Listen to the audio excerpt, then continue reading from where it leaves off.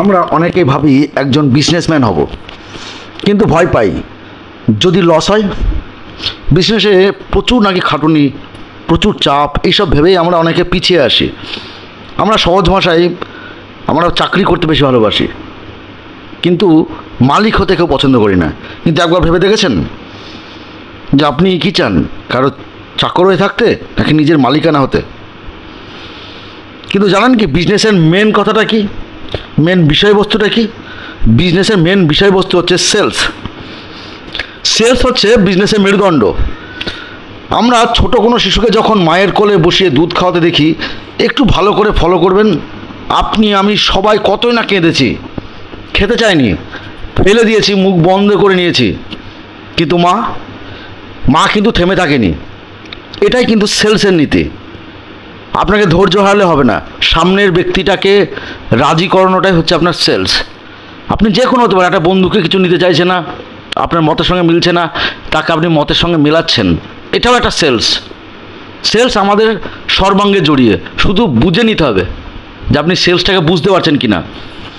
Sales কিন্তু সব কিছুতেই জড়িয়ে, আমরা শুধু বুঝতে পারি না। সামনের যে কোনো ব্যক্তিকে আপনার মতের সঙ্গে মেলানোই হচ্ছে সেলস। আজ সেই 5টি স্কিলের কথা বলবো। এই 5টি স্কিল যদি আপনি আপনার জীবনে জড়িয়ে নিতে পারেন, দেখবেন আপনাকে একজন সফল বিজনেসম্যান হতে কেউ আটকাতে পারছে না। তো এই 5টি স্কিল কি?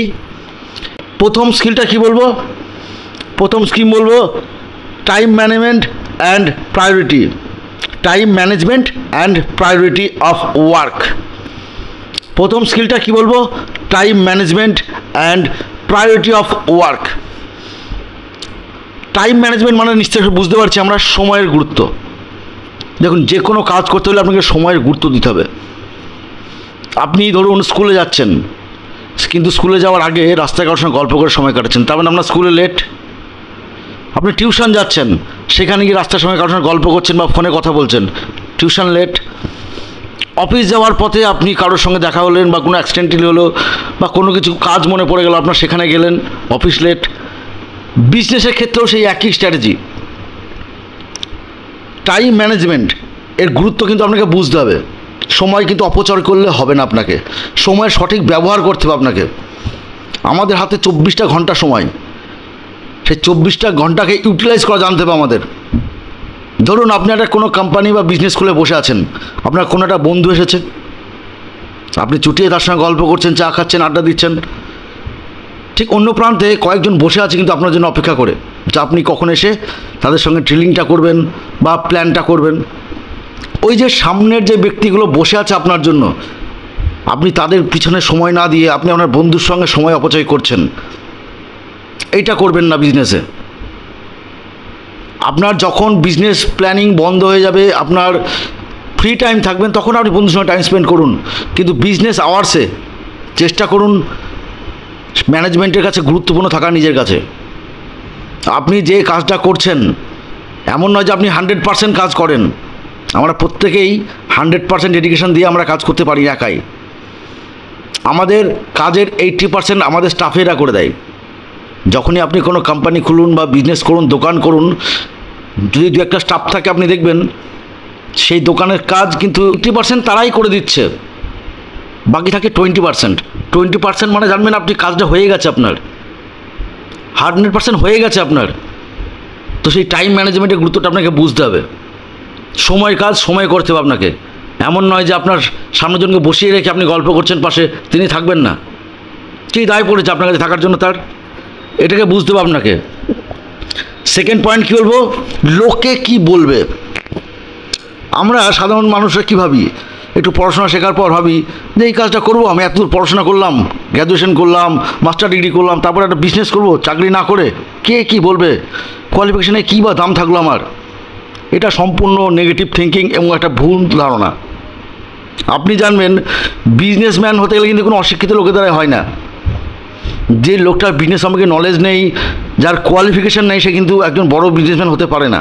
তাকেও তার জন্য উপযুক্ত ট্রেনিং নিতে হয়। তো আপনার কাছে যখন সেই জিনিসগুলো আছে, আপনি কেন লোকে কী ভাববে এইভাবে আপনি কেন নিজেকে নষ্ট করছেন? আপনি ভাবুন না যে আপনি কেন অন্যজনের চাকর হবেন। আপনার কোম্পানি খুলুন, আপনার বিজনেস খুলুন, যেখানে আরও 10টা লোকে কাজ করবে, যেখানে আরও 10টা লোকের সংসারের দায়িত্ব আপনি নিতে পারবেন, আপনি নিজে মালিক হন। তাহলে আপনি যদি লোকে কি বলবে এই চিন্তাভাবনাটা মাথা থেকে বের করতে পারেন, তাহলে কিন্তু বিজনেসটা করতে পারবেন। 3 নম্বর পয়েন্ট কি বলবো? Finance and accountability.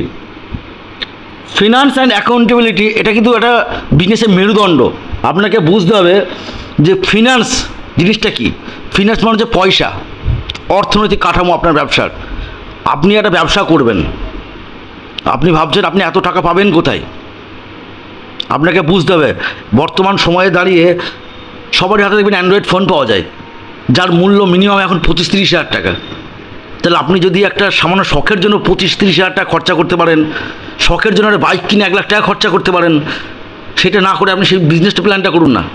তো আপনি যদি ওই শখের জিনিসটা ভুলে গিয়ে বিজনেস প্ল্যানের দিকে মন দেন, দেখবেন আপনি একজন বিজনেস করতে পারছেন।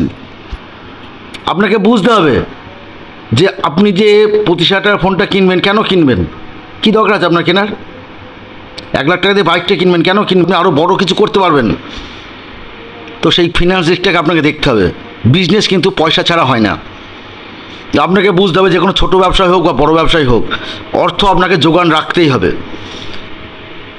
যে কোনো বড় ব্যবসা করতে গেলে আপনি কিন্তু ভাববেন না যে লোনের মাধ্যমে যাব, লোনের রাস্তা কিন্তু একদম পা দেবেন না।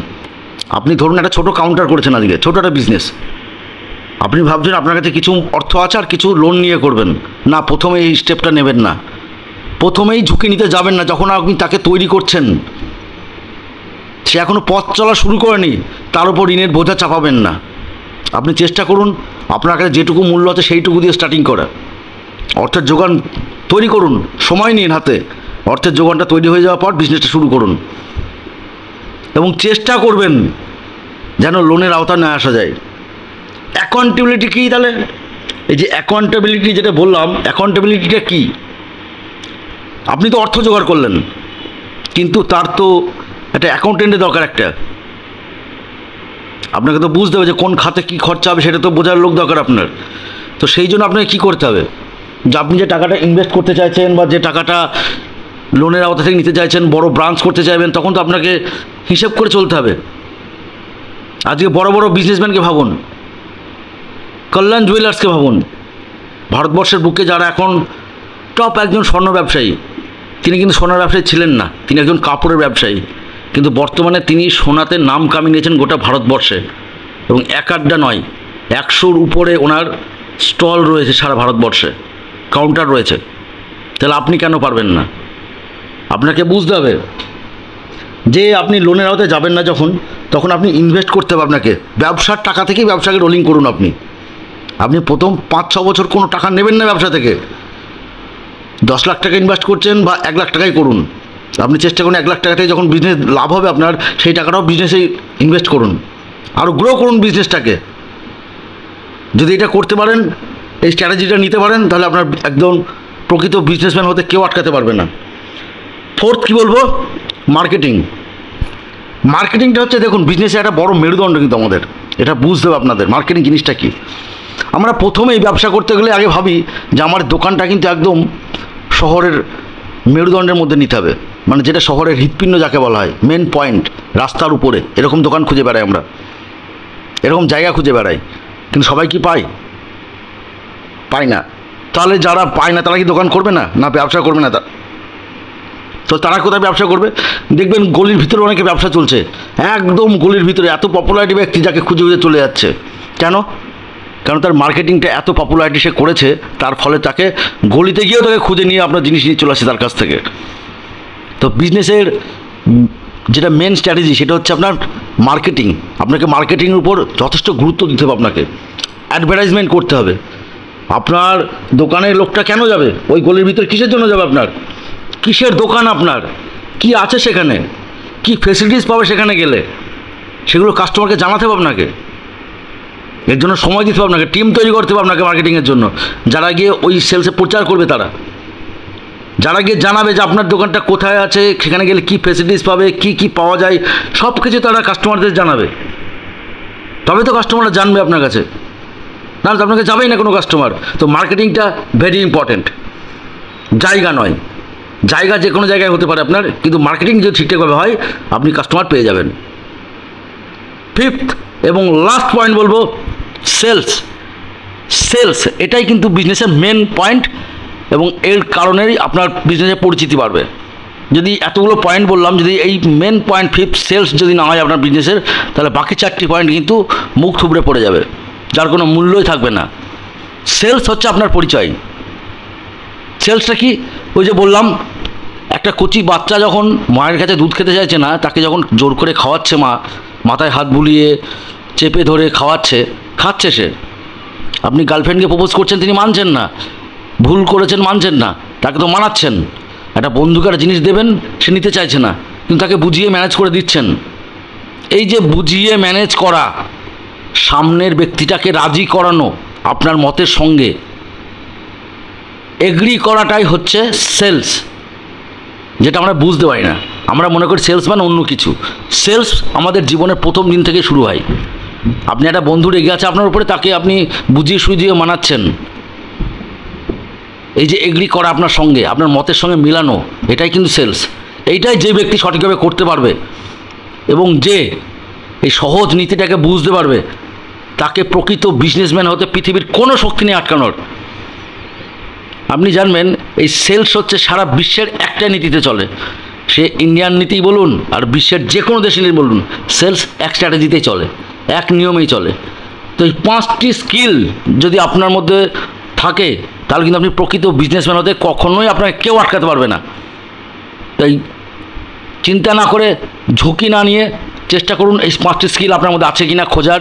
যদি থাকে, নিশ্চিন্তে নির্ভয়ে বিজনেস লাইনে নেমে পড়ুন। আপনি একজন সফল ব্যবসায়ী হতে কেউ আটকাতে পারবে না। কেমন লাগলো জানাবেন আমাদের ভিডিওটি। অনুরোধ রইল, যদি ভিডিওটি ভালো লাগে আমাদের চ্যানেলটি সাবস্ক্রাইব করে আমাদের পাশে থাকবেন এবং লাইক কমেন্ট করে শেয়ার করবেন। Thank you.